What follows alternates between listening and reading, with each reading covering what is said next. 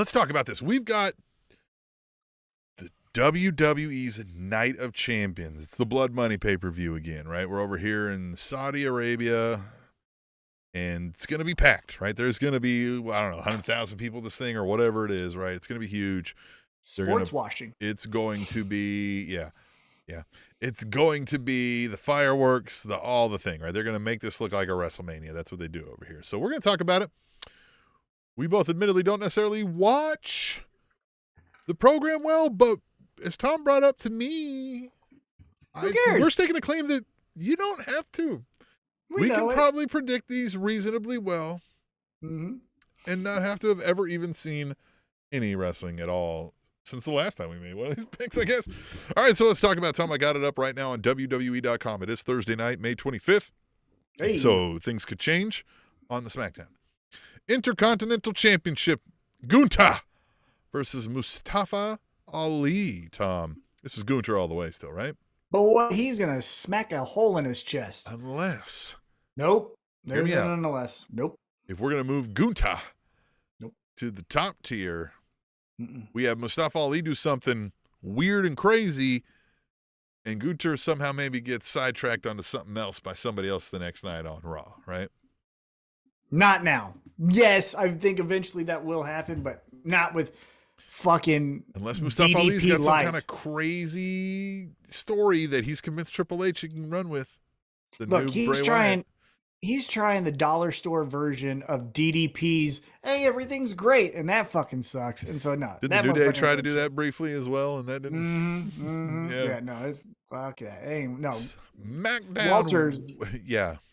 Yeah, just chopping him bloody. SmackDown Women's Championship is on the line, but it isn't. It's Rhea Ripley versus Natalya. Rhea Ripley will win this match. No, of course. Natalya is never again holding a singles women's title in WWE.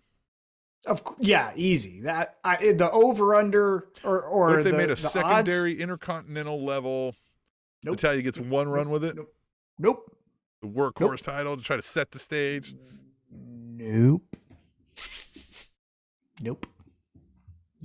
If they make an all Euro Intercontinental hardcore title, nope, with a big ugly logo right in the middle of it. Nope, she ain't getting shit. Butterfly with a couple W's in the middle. She's getting a check and a handshake, and that's it. Yeah, and her husband gets to work backstage. Mm-hmm. Dyson Kidd, we talked about him on the. There you go, twice.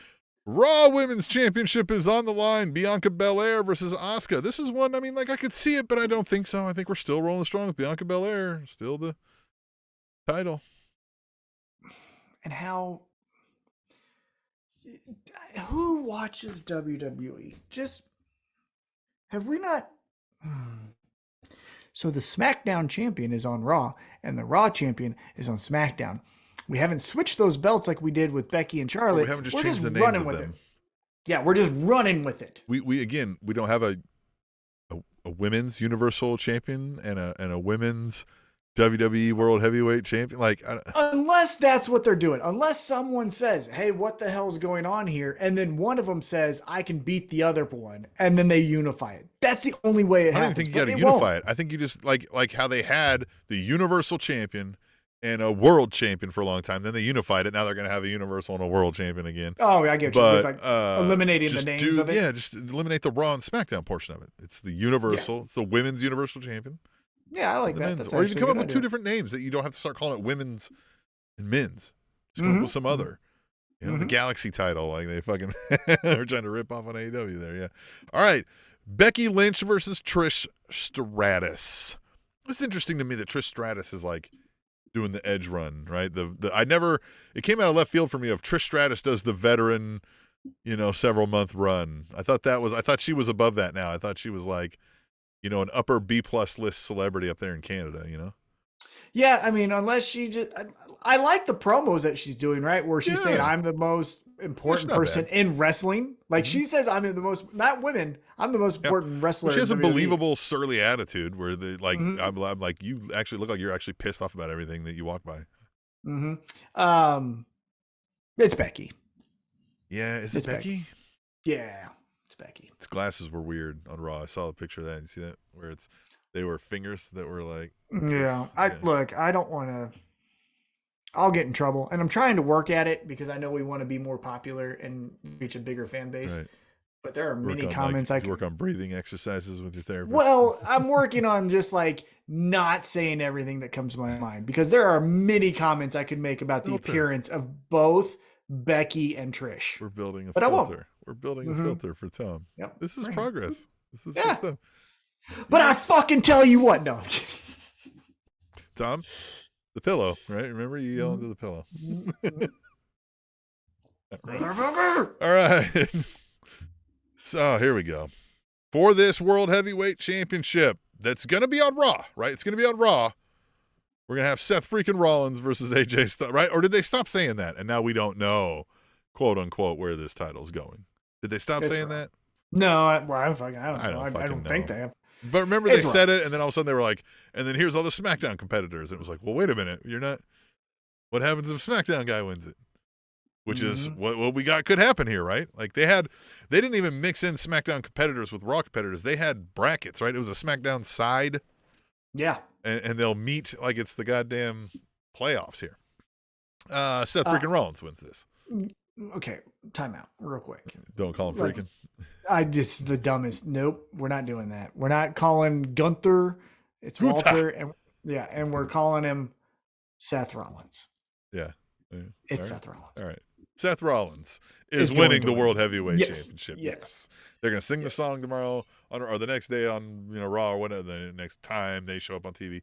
And he's going to do the fucking finger composing and everybody's going to have a blasty blast because that's what that show is. It is everybody sing a song, wrestle for 2 minutes. Sing more songs. Wrestle. You know what they've gotten away from is everybody has to dance. I haven't seen that in a while. I'll give them that. They just moved it to everybody's got to have a song that the crowd can sing along to. What do you mean by everyone's got to dance? Remember, like, they used to have, like, several acts that would have to dance, right? It was part of their opening routine. They were dancing, like the fucking Tyrus guy, whatever he was. Oh, yeah. And then, like, you know what I mean? They worked dancing, or they would have a dance off, right? Like, I haven't seen that in a while. I'll give them that. Kudos for that. We haven't seen that. Yeah, but they're just so silly to think that because the crowd likes to chant something that means that they're over. Yeah, they are, apparently. That's what it is. They're not. Yeah. The undisputed tag team champions, Sami Zayn and Kevin Owens, versus the undisputed Universal Champion Roman Reigns and Solo Sikoa. Man, we are milking this bloodline. Sami Zayn, Kevin Owens thing for all it's worth, even well after we jumped the shark and missed, And this is why, to harp on another point, where I was told 15 fucking million times on every social media platform that the greatest storyline in the last century is the bloodline. No, it's fucking not, because you got to include everything. And this is part of the fucking story. And it's lame. Yeah. It's lame. Yeah. So next time you guys want to tell me WWE can write fucking stories, for a moment, and then you got to include the rest of the story. So here's what I'll say is, the cliff notes of this story is one of the better storylines they've done in a long time. But the execution and the length with which they've told those cliff notes, they have jam-packed an amazing 6 months of storyline into 2.5 years here, or 3 years, or whatever it is. Yeah, and it's just really been bad. That's where it's like, when you tell me it's the great, no, it's not. I can give you Raven and Tommy Dreamer. I can give you Taz and Sabu. I can give you MJF and CM Punk. I can give you so many more as far as start to finish. That's better than this. Yeah, this ain't even finished yet. How can you tell me it's the great storyline? We don't know how this is going to go. I don't know. Fucking Doink could join this goddamn crew before it's done. Yeah, Doink and Dink. Yeah, fucking hey, man. All right, who you got? All right, Sami Zayn and Kevin Owens are winning this somehow, right? This is where we're going to get more Usos fighting with Roman Reigns and Solo Sikoa, some more dissension amongst them, and Sami Zayn and Kevin Owens get a laughing point and smell our dicks, and now Roman Reigns has a Usos problem. Or do they win it And then the Usos say, we're the greatest tag team. You got to defend it against us. And then it's the Solo and Roman versus the Usos at the next big pay-per-view. I don't know why I got that weird voice. Could be that, but that sounds like it kind of sucks too. Well, look, yeah, of course, it all sucks. I think the Usos will think that they're helping Roman, wink, wink, and actually cost him the match, and Sami and Kevin win. Because I think there's more story with Sami and Kevin on Raw where they have championships, and you've got Imperium trying to chase them down. You've got, obviously it was the Usos. It was in some other tag teams trying to chase them down as well.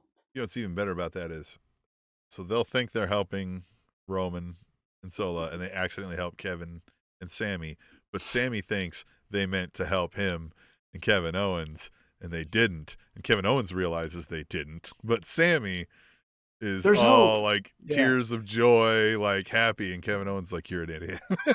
Right? That would just be the perfect there. All right. Final one I got here on their website is Cody Rhodes versus Brock Lesnar. And I think Brock Lesnar wins this. I think we're putting Cody Rhodes through more of the woe is me, the story isn't over, like we're trying to build up more sympathy. We're doing him through the old, I'm like, how far more down can I possibly get? And I bet this was his idea. To try to endear himself to the WWE audience. So I'm going to be transparent with the listening and viewing audience, and also you, Tim, as far as how I consume WWE media. I don't watch it. I don't fucking want to. You know why? Spring Baking Championship's better. Summer Baking Championship just debuted. It's better. Hockey playoffs. Then we're going to get into hockey playoffs. Then we're getting into NBA playoffs. There's so much more that is compelling than WWE. However, TikTok's curiosity gets the cat. Sometimes. Well, but curiosity gets the cat, right? It's something I'm addicted to. Oh, sure. I know it. It's the cigarettes. Our whole online community is watching it and talking about it. Yeah. We're going to hear it. We know. Well, and it's also the cigarettes of my social media, interactions. You don't really like it, but But I'm going to fucking smoke a cigarette today. Hey, can I bum a smoke? Now we can talk, right? Yeah, exactly. Right. So I tend to watch reviews on wrestling YouTube channels. And then if something just piques my interest, I'll find it on YouTube or some social media thing, right? So all that to say, I watched the end of this fucking segment with Triple H and Cody Rhodes. And this is where, you almost got another fucking yell rant like last week. I'm going to try not to do that. This is where I'm going to say something about Jeff Jarrett. Yeah, exactly. Well, hand to God, Jeff Jarrett right now is more entertaining than fucking Cody Rhodes. Can tell you that 1,000,000%. They use the same hair dye. Yeah, they fucking do. But this fucking thing of, I gotta go out there and fight, Dad, what would you do? And Triple H going, well, son, you know what I would do, boy. You know what? And I think you're gonna go out there and give him a good old, how's your father, huh? Boy, I'll tell you what, I'm proud of you, huh? I love this, look how far you come. I love this down-home Americana voice that you've taken. Last week when you were talking about Wardlow, you were like, you said, as in Wardlow's voice, you're like, you know what I'm going to do?